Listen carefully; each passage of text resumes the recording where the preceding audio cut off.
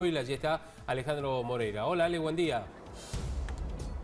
Buen día Javier, buen día Sofía. Claro, vamos a hablar un poco de economía y para eso necesitamos especialistas. Gabriel Rubinstein nos recibió amablemente en su casa y nos va a contar un poquito cuáles son sus primeras impresiones, para empezar, sobre el ministro Martín Guzmán. Yo creo que fue una buena conferencia, muy introductoria, donde marca un poco un estilo. Enfatizó en la necesidad de consistencia, lo dijo muchas veces, políticas consistentes, que creo que fue uno de los grandes problemas de la gestión de Macri, las inconsistencias que hubo durante el proceso. Entonces eso es bueno. Dio alguna que otra pauta de que, bueno, no se puede avanzar en el ajuste fiscal, lo cual es lógico, hay que hacer una pausa en ese ajuste, pero tampoco se puede. No hay condiciones para una expansión fiscal porque no hay un financiamiento, nadie quiere prestar al Estado. Por lo tanto, eso es una muestra de equilibrio. También que no hay lugar para cualquier expansión monetaria, que también eso fue positivo. Que también hay que ver cómo se ven los equilibrios externos, que implícitamente podríamos decir que tiene que ver con cuidar el tipo de cambio real, que no se atrase el dólar, aunque no lo dijo explícitamente. Y diría que es un buen comienzo en ese sentido, ¿no?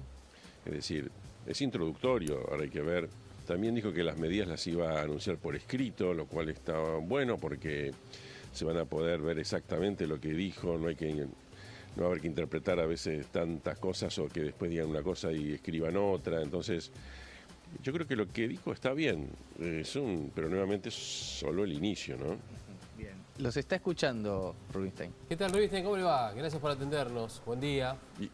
¿Qué tal? ¿Cómo está? Hay un dicho, ¿no? Escoba nueva barre bien. Ministro nuevo. ¿Es de esperar que haga las cosas bien en el comienzo? No lo digo por Guzmán, lo digo por todos, en definitiva.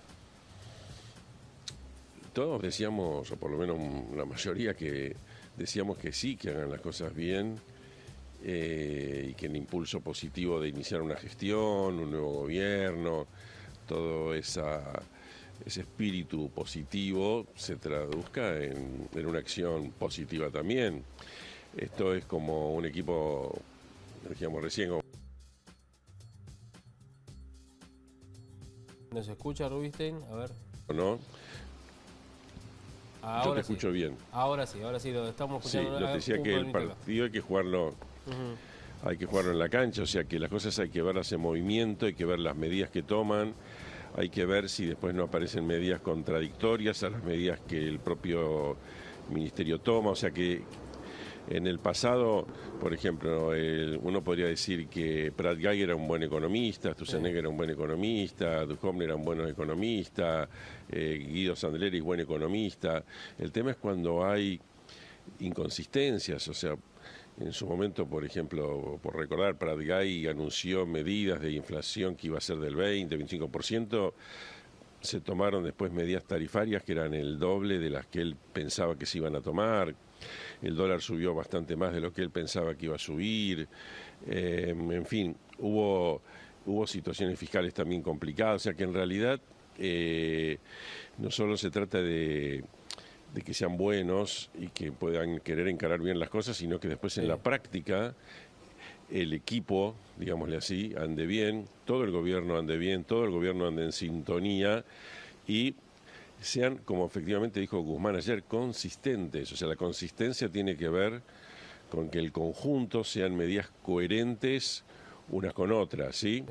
Si un equipo de fútbol es coherente y si un defensor se va al ataque, viene otro que hace un relevo. Ahora, si se van todos al ataque, al primer contragolpe les hacen goles. Entonces, la consistencia tiene que ver con la coherencia del equipo, con el funcionamiento conjunto, ¿no? Entonces, todo eso, la verdad que tendremos que verlo en el accionar cotidiano, ¿no? Con el correr de los días, las semanas, los meses. Y le pregunto, ¿tiene un toque, a ver, de lo que ve usted, ¿no es cierto? Un hombre de mucha experiencia, ha estado vinculado a la función pública, inclusive Rubinstein usted también. Digamos, ¿tiene un toque este equipo económico kirchnerista o más bien peronista? No sé si ponerlo en esos términos, porque por ahí algunos de los integrantes del equipo económico, sea kirchnerista, otro peronista, otro por ahí es radical, otro no es nada. Yo creo que esas cosas no definen, porque tampoco ni siquiera puede definirse bien qué es el kirchnerismo. Una fue la política económica de Néstor Kirchner, otra muy distinta fue la de Cristina más adelante. El peronismo ha tenido mil variantes de políticas económicas, así que yo no creo que se puedan definir las cosas de esa manera, ¿no? Creo que se pueden definir, él habló de las orientaciones generales, enfatizó que hay que priorizar el crecimiento, creo que sí. Eso claramente el año 2020 debería ser un año de reactivación económica y eso se puede hacer. Pero eso no define que alguien sea peronista, porque en el fondo todo el mundo quisiera que se reactive la economía. También el gobierno de Macri hubiera querido que la economía ande bien, no es que no quiso. Lo que pasa es que, bueno, a veces las cosas se terminan haciendo mal, ¿no? O sea, el gobierno peronista también fue, no sé, decir el de Isabelita, el Rodrigazo, hubo de todo, y hubo liberalismo, y hubo estatismo. Entonces yo creo que no se define por eso, se define por la coherencia económica, donde las intenciones son buenas, generalmente siempre lo son, y el tema es darle un contenido concreto que efectivamente sea conducente a los objetivos que se buscan. Eso es el arte, digamos. Sí. Gabriel, buenos días. Sofía Bustamante los saluda. Quería consultarle por el tema ¿Qué tal, Sofía? de la inflación, porque es un problema que se viene arrastrando desde hace más de una década y ahora parece que hay que resolver otras cuestiones. Está la renegociación de la deuda, está el cepo, la reactivación de la economía. Si bien habló de que espera un dígito para la inflación, ¿cuándo podemos llegar a ver que se puedan ocupar de este tema? Parece que quedó último en la lista cuando era lo principal, hasta hace poco. A ver, yo diría, no diría que quedó en último en la lista, y más bien creo que se dan condiciones ahora para bajar la inflación sustancialmente. Recordemos que cuando empezó el gobierno de Macri había un gran atraso del dólar, es como un dólar más o menos de 35, es como suponiendo que el dólar que hoy vale 60, 62, 63, hoy valiera 35. Ese era el dólar de fin del gobierno de Cristina. Y las tarifas sabemos todos que estaban totalmente por el suelo después de años de congelamiento. Entonces, en ese momento las condiciones para bajar rápido la inflación no estaban dadas. Hoy está mucho mejor porque el dólar está alto, no se necesitan devaluaciones importantes, ni mucho menos. Se necesita que en todo caso el dólar no se atrase. Hoy las tarifas, si bien no completaron todo su ciclo, si fuera un país normal, llamémosle así, donde las tarifas abarcan todos los costos, de todas maneras son suficientes para que el monto de subsidios no sea tan grande. Entonces, hoy, hay mejores condiciones. Entonces, la inflación puede bajar en función de las negociaciones esencialmente paritarias que se logren, donde la gran discusión con los asalariados, con los sindicatos, va a ser cuál es el nivel de recuperación del salario real. Si se pretende recuperarlo, más o menos los 15 puntos, a veces 12, a veces 20 puntos perdidos del salario, rápidamente no se va a poder dominar la inflación. Va a haber una espiral de subas de inflación, precios, dólar, aunque sea con la brecha cambiaria, ahí va a ser complicado. Si se acepta que la recuperación salarial, en términos reales, ¿no?, en poder de compra, es lenta, 3-4% por año, entonces eso sí permitiría a partir de esa definición ir bajando fuertemente la inflación. Lo que pasa, Gabriel, pero es algo que nuevamente sí, es que se espera 40% para el año que viene. Entonces, aunque es menos que el 55% de este año, suena muy, muy alto todavía. eso es una definición que tiene que dar el gobierno, es esencialmente político. Si el gobierno quisiera que la inflación fuera el 25%, lo puede lograr perfectamente.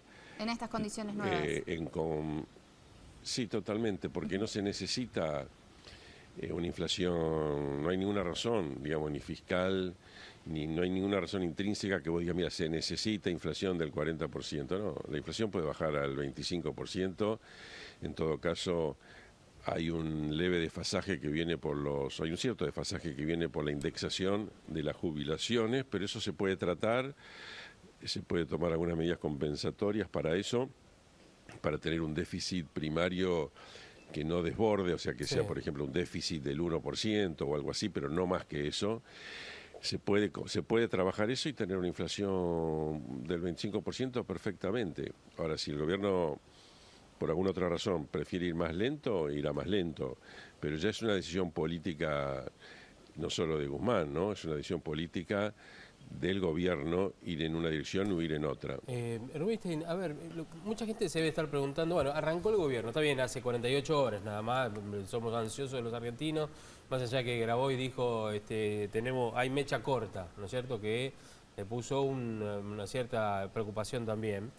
Pero en la campaña el propio Alberto Fernández dijo que, bueno, lo que va a intentar su gobierno es ponerle plata en el bolsillo de la gente, ¿no? ¿Cuándo empezar a ver esa plata en el bolsillo del argentino? Como para poder, de alguna manera, recircular la economía, hacer volver a caminar la economía. ¿Cuándo calcula usted? Mira, yo estimo, todo depende de la reactivación económica, porque si no puedes tomar alguna medida aislada, pero que no te dura mucho tiempo. Lo que te hace que finalmente la economía permita que las empresas vendan, que tomen gente, que paguen más y digamos que la capacidad ociosa que hoy existe baje, es que la economía se reactive. Esa es la manera de poner plata, el dinero, es la verdadera manera de poner plata en el bolsillo de la gente, con una reactivación económica. Hoy se puede lograr con una pausa fiscal, con una cierta mejora salarial leve, diría del 3% en términos reales, y esencialmente con una baja fuerte de la tasa de interés que reactive la demanda de crédito, Ajá. de manera que el crédito se expanda. O sea, la clave es expandir el crédito. Cuanto más bajes la inflación, más puedes bajar la tasa de interés. O sea, si por ejemplo los salarios en 2020 crecieran 25%, el tipo de cambio creciera 20%, las tarifas 20%, la inflación fuera del 22-23%, vos podés bajar la tasa de interés de lo que hoy son las LELIQ al 30%, una baja, digamos, del 63% al 30%. Si lográs eso, ya sería de por sí muy reactivante porque habría muchas empresas y particulares que entonces volverían a tomar crédito y se podría satisfacer ese crédito coherente con esa inflación y entonces ahí la economía se reactivaría y esa sería la manera genuina de poner dinero en los bolsillos de la gente. Otras medidas pueden ser aisladas por aquí y por allá, pero no tienen mucho efecto, finalmente no tiene mucho efecto macroeconómico, ¿no? Y la última que quería preguntarle, a propósito de esta ley de emergencia que va a enviar, de emergencia económica, ¿no?, que va a enviar el Ejecutivo el lunes al Congreso, también hará lo propio con la ley de emergencia social y con la ley de emergencia sanitaria, pero la ley de emergencia económica, algunos ponen en duda, digamos, ¿no?, porque, o reparos, para ser más exactos, sobre todo, por ejemplo, la coalición cívica dice, bueno, está bien, lo vamos a analizar, pero la verdad, darle una carta blanca para una ley de emergencia económica que redistribuya las partidas sin tener que justificar, a veces también es peligroso. ¿Qué significa, a ver, para llevarlo al llano, para que lo entendamos todos, qué significa la ley de emergencia económica para un gobierno? ¿Le facilita qué o qué le proporciona al ciudadano inclusive también? Bueno, le facilita tomar medidas que de otra manera podrían ser más engorrosos tomar, tanto desde el punto de vista del funcionamiento normal del Congreso, que habría que presentar todo el presupuesto, discutirlo y estamos un poco desfasados en la fecha, como también del punto de vista legal. Por ejemplo, las cosas que se hagan en términos de la deuda pública, van a ser decisiones que se tomen y que van a tener que requerir un paraguas legal, Ajá. de manera que los juicios contra el Estado puedan ser resueltos favorablemente para el Estado. Si alguien no cumple un contrato y hace un juicio, bueno, los jueces van a dictar en favor del que hizo la demanda, porque hay un incumplidor que es el Estado. Sí. Ahora, si ese incumplimiento está enmarcado dentro de una ley que protege la decisión del Estado, bueno, ese juicio ya tiene muchas menos chances de prosperar. Entonces, las leyes de emergencia, obviamente que no es lo normal, no es lo deseable, pero en un momento donde hay que tomar decisiones de esta naturaleza, posiblemente sea una decisión adecuada, ¿no? Pero eso no puede frenar Después, un por poco supuesto, el interés de inversores en la Argentina, decir, a ver, esperen, hay un país que está en emergencia económica, yo no voy a ir a invertir a ese país. ¿No puede ocurrir ese análisis desde el exterior? no, es relativo, ese tema es bastante relativo. Es decir, depende de muchas otras cuestiones. Por supuesto hay un tema de seguridad jurídica, pero yo no creo que... Ahí depende de los gobiernos. Si es emergencia, se supone que después se toman medidas para salir de esa emergencia y que las cosas vuelvan a su carril normal, que después se discuta el presupuesto normalmente en el Congreso. Se ha dicho que después que se termine la negociación de la deuda se va a presentar el presupuesto como corresponde. Yo diría que no depende tanto la inversión extranjera, depende hoy más de otras cosas, que si vamos a un default, si lo evitamos, si hacemos una reestructuración ordenada y otro tipo de medidas que se puedan tomar. Por ejemplo, están las medidas en el cepo cambiarios, una cosa que haya restricción para el atesoramiento de dólares, pero si una empresa cada vez que tiene que girar un dividendo que es legítimo, no lo puede hacer, tiene que pedir permiso al Banco Central, el Banco Central le puede decir que sí o que no, o si tiene que pagar una deuda, tiene que pasar por el Banco Central una autorización y esas cosas no son automáticas, eso sí conspira contra la inversión, porque nadie quiere invertir con semejante incertidumbre. Pero otras cuestiones no, si tomás una ley de emergencia porque tenés que lidiar con un problema a veces o de leyes previsionales o laborales o presupuestarias, o como yo te dije, el tema de la deuda. Y bueno, se entiende, se comprende y no creo que sea un verdadero estorbo para la inversión eso. Bien. Y si tuviera que dar un consejo, yo sé que es complicado dar un consejo, y sobre todo porque nadie sabe lo que va a pasar en este país, ¿no? Pero digamos, aquel que está en duda hoy, decir, a ver, me voy de vacaciones, gasto, no gasto, espero, guardo esa plata, trato de no gastar demasiado para ver qué pasa. ¿Cuál es el consejo hoy para aquel que tiene unos pesitos ahorrados para las vacaciones o para algún gasto extra? Sí, mira, yo diría que la invocación de Martín Guzmán ayer fue a tratar de dar tranquilidad. Sí, que las cosas sean tranquilas y normales. Nuevamente veremos en la cancha si eso se logra, pero yo diría que no, yo no veo razones para que el dólar tenga que dispararse, para que haya una nueva crisis. Yo creo que con alguna paciencia, pero sin prisa y sin pausa, como se suele decir, se puede ir mejorando las cosas sustancialmente y yo diría que el consejo que yo daría es que la gente haga su vida normal. Es decir, que haga lo que tenga que hacer, digamos, cuando tenga que trabajar, cuando tenga que ir de vacaciones, vaya de vacaciones y esté no tan pendiente del día a día o del hora a hora de lo que pasa en la economía, que confíe un poco en que las cosas se van a ir haciendo bien. Después, si no se hacen bien, será otra cuestión, pero no creo que valga la pena estar tan prevenidos, ¿no? Me parece que hay que hacer vida normal. Bien, usted que fue funcionario de Labaña, con Labaña, ¿no? Como ministro de Economía, Labaña, sí. ¿no? ¿Se sumará a Labaña? Sí, ¿Usted sí. cree al equipo de Fernández, de Alberto Fernández? Como no te entendí la pregunta. Sí, Si se cree usted sumará. que... Aparentemente dijo que no, dijo que a lo mejor colaborará, será o asesor de ese consejo que se va a crear, o algunos creen que todavía hay chance que sea titular. Yo creo que va a tener un espíritu de colaboración y que siempre puede colaborar y serían bienvenidos sus consejos porque es una persona muy sensata. Pero hasta ahora ha dicho que no, así que no lo sé, hay que preguntárselo a él. Bien, Rubinstein, gracias por esta deferencia de tomarse un tiempito y dedicarlo a nosotros aquí en el canal de la ciudad. Bueno, gracias a ustedes. Un abrazo grande. Muy bien, Javier. Bueno, Seguimos Ale. con